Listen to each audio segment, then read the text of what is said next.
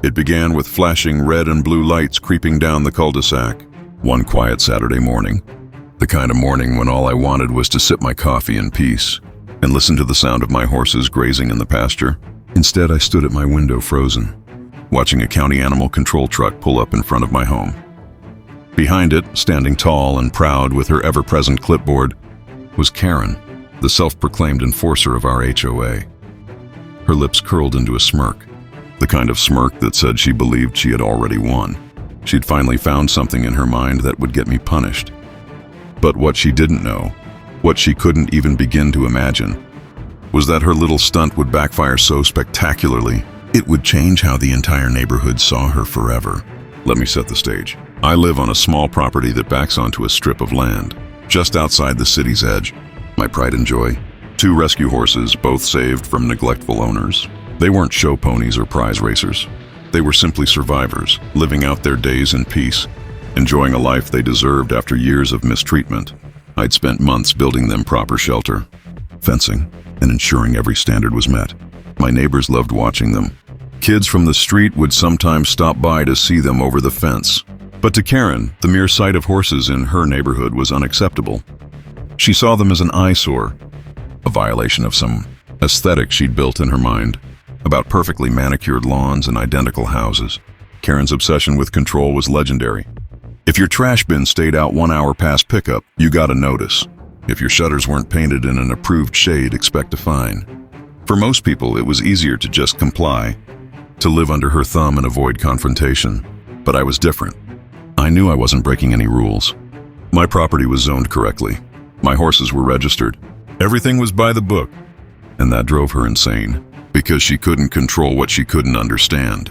That morning, when animal control pulled up, she strutted beside the truck like a queen leading her army, clipboard in one hand, phone in the other, whispering quickly to the officer as he stepped out. I could hear her voice even from my porch. They're malnourished, unsafe. The smell is unbearable. You need to remove them immediately. She was already writing notes as though the outcome was predetermined. My blood boiled, but I kept calm. I knew the truth was on my side. Still, the sight of a uniformed officer heading toward my gate made my stomach twist. What if paperwork got overlooked? What if bureaucracy failed me? The officer, a tall man in his 40s with a calm expression, walked up with authority. Karen followed closely, practically buzzing with excitement. "Ma'am," he said politely, "we've received a complaint about the condition of animals on this property. I'll need to take a look." His tone wasn't accusatory, just procedural. I nodded, gesturing toward the pasture. "Of course, please, they're right this way." Karen leaned in, smirking as if she was about to watch her victory unfold. I could almost hear her thoughts. Finally, she'd caught me. As we walked, I explained, "These are rescues.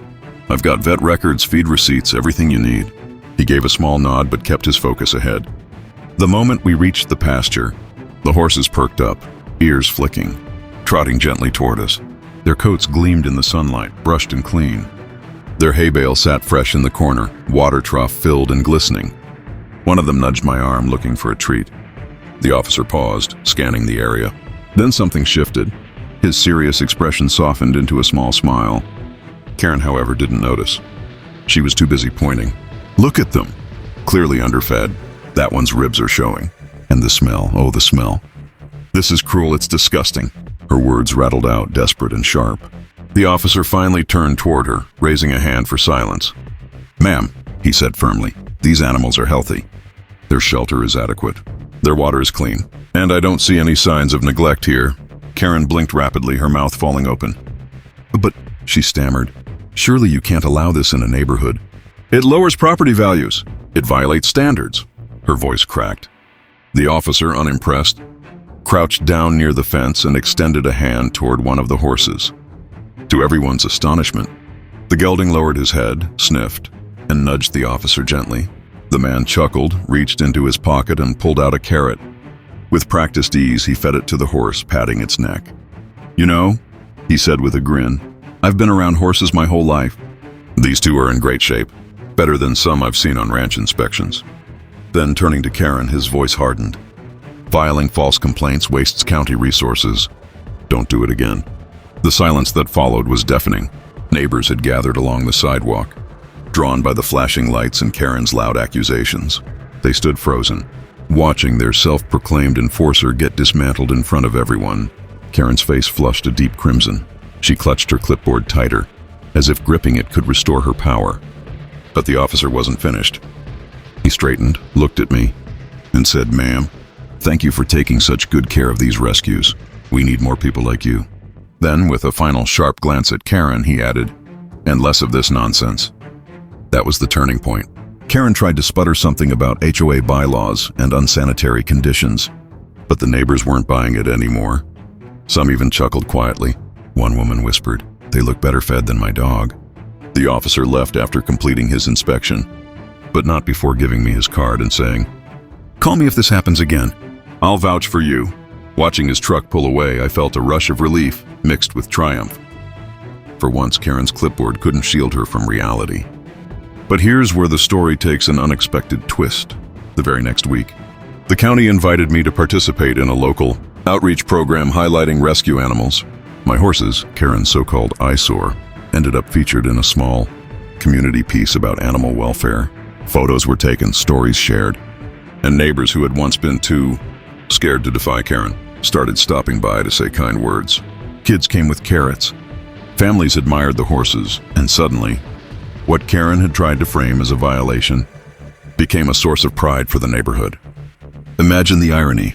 Karen wanted them gone, but instead they became celebrities. She avoided me after that, glaring from across the street but never daring to bring up the horses again. Her power had cracked. People realized she wasn't a fearless protector of standards. She was just someone who hid behind rules she barely understood. And when those rules were tested, they collapsed. Her clipboard, just paper. My horses, living proof that truth always outshines pettiness. So what's the takeaway from this HOA horror story? It's simple. Don't let loud voices bully you into silence when you know the truth is on your side. False authority crumbles the moment it meets real expertise. Karen thought she could weaponize the system against me. Instead, she exposed herself. And sometimes, the sweetest justice isn't an argument or a fine. It's the sight of an officer feeding a rescue horse, smiling, while the whole neighborhood watches. The self-proclaimed Queen of Rules stands speechless. Even now, when I walk out in the morning and hear the soft sound of hooves on grass, I remember that day. The flashing lights, the smug grin, the clipboard clutched like a sword.